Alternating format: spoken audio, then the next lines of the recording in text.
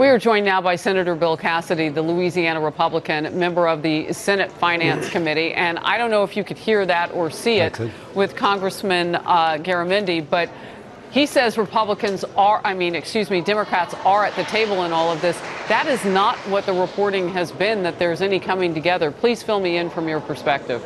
Yeah, it's hard to keep a straight face. I like John, but come on, let's get real. The fact is there is money appropriated. It's going to purchase land. It's very expensive to purchase land upon there. We know where the fence needs to be. For example, it works very well in urban areas. We know other places where we need to otherwise secure. And we know it's going to be more than $5 billion long term.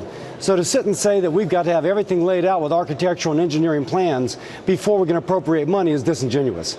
The fact is, Democrats are not at the table. They're holding back. Perhaps it's because Pelosi needs votes to be a speaker. I don't know why, but that's what this comes down to.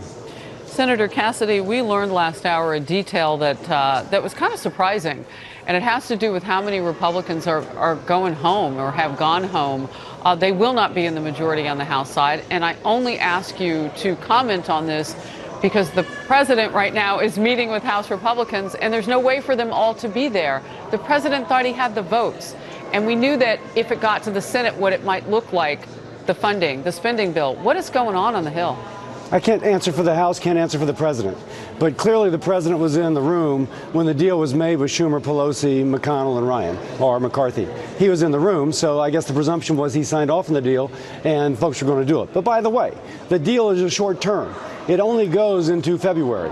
And so therefore there will be an opportunity to get that money. We've got to secure the border. We've got to secure the border, and there will be that opportunity early in the next term to get that money that we need to begin that process. Well, now you're delivering more news that we weren't certain of. So the president, you think, will sign this? He's not going to veto it? I can't speak for the president.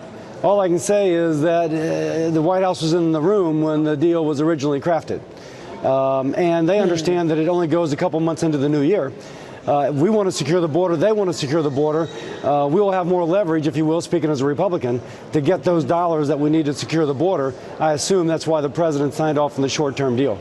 How frustrating is it now without the bicameral majority that you've had up until this point with same-party president not to have gotten something like this done? I mean, you had both sides of Congress on the Hill. What happened? You need to have 60 votes in the Senate for something to happen. There was $1.26 or $1.6 billion that was allocated that got taken away. But again, it's a short-term deal. But it's incredibly frustrating. Yeah. I say it's frustrating because it shouldn't be a Republican or Democratic issue. It should be about securing the border for the American people issue. Right. And that's where it breaks down. Senator, real quickly, are you saying that you didn't have 10 Democrat friends that you couldn't reach across the aisle with? And how much harder is it going to be? I know you're in a bigger majority, but you're still going to need some people to come with you. I can't speak for Democrats either.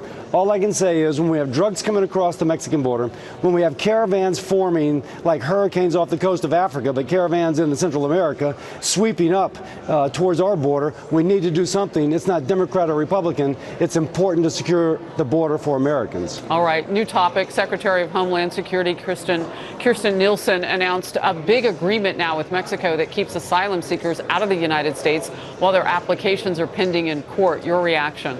It is huge. In fact, it's bigger than getting money appropriated immediately because this takes effect immediately. And for those who don't know, when someone comes across the border to seek asylum, they're in. And then they end up melting into our population, never again being found. They don't show up for their court date. They just live here illegally. On the other hand, under this deal, now they'll be kept in Mexico, they'll be processed in Mexico, and they'll never be released into the interior of the United States. It is huge. It is a bigger deal for securing our border than would be an immediate appropriation of money. Oh, now that's really interesting because this required that the president work with a new president in Mexico who wasn't really wanting this on his real estate. He was hoping that maybe the former president would have to deal with this in Mexico. How did this deal get done?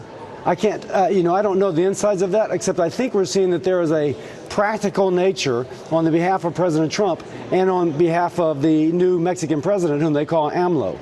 And there actually is something at the south border that they have with Guatemala. They have a new system to track those coming in. And they recognize now that those coming into Mexico are gang members. They might be from other countries, not from Central America, but from Asia, people whom they don't want to be in Mexico. So I think there's a mutual interest in securing the southern border for both countries. It's just a different southern border, but it's all part of the same strategy. Senator Cassidy, thank you very much for your time and all of the information that you've imparted. Thank you very much, and Merry Christmas to you. Merry Christmas.